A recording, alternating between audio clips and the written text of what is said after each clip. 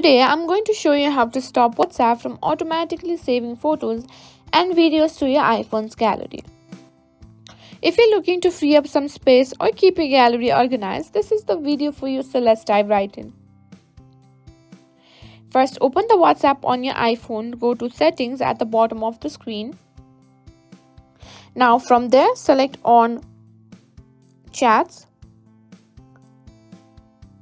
Here you'll see an option to save to photos. Simply toggle this button off. To stop WhatsApp from saving media to your gallery, simply toggle this option off.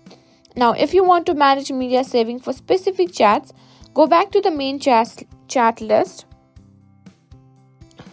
and go to storage and data.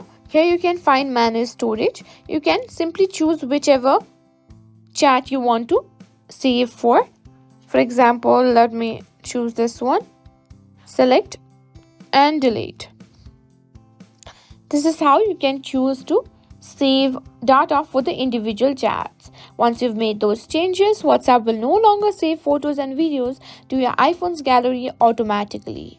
You can still view them within the app, so you won't miss out on any media. If you found this video helpful, don't forget to like, share and subscribe to our channel.